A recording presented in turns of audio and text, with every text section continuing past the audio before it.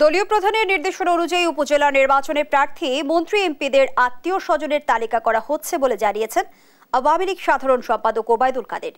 দুপুরে ধানমন্ডি কার্যালয়ে এক সংবাদ সম্মেলনে তিনি আরো বলেন, আওয়ামী লীগের এমন সিদ্ধান্তে তৃণমূল ও জনগণ খুশি হয়েছে। তৌফিক মাহমুদ মুন্নার রিপোর্ট। আগামী 8 মে অনুষ্ঠিত হতে যাচ্ছে উপজেলা নির্বাচনের প্রথম ধাপ। নির্বাচনকে সামনে রেখে শুরু হয়েছে মন্ত্রী এমপিদের নিজ এলাকায় প্রভাব বিস্তারের প্রতিযোগিতা। নিজ পরিবার ও স্বজনদের উপজেলা চেয়ারম্যান বানাতে মরিয়া আওয়ামী লীগের অনেক মন্ত্রী, এমপি ও নেতারা। আর এইসব কর্মকাণ্ড নিয়ে ক্ষুব্ধ দলীয় হাইকমান্ড। এরই প্রেক্ষিতে গত কয়েকদিন আগে মন্ত্রী, এমপি ও নেতাদের স্বজনদের উপজেলা নির্বাচনের প্রার্থিতা থেকে সরে দাঁড়ানোর নির্দেশ দেন দলীয় প্রধান।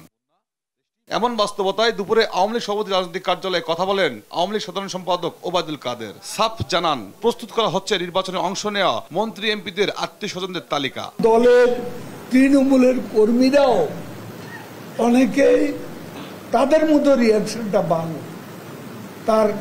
তার কারণ হচ্ছে যে একটা দল, আমি এমপি, আমি মন্ত্রী, আবার আমার ভাই, আবার আমার আরেক ভাই, ছেলে, শ্যালক, এরা পদ নিয়ে যাবে সব।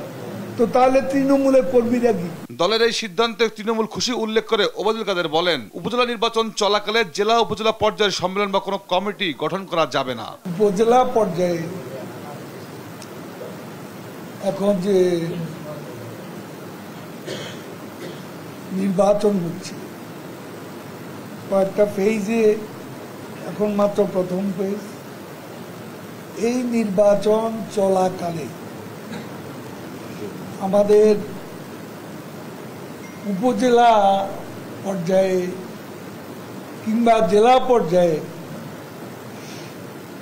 কোনো সম্মেলন, মেয়াদ উত্তীর্ণ সম্মেলন, কমিটি গঠন, এই প্রক্রিয়াটা বন্ধ থাকে।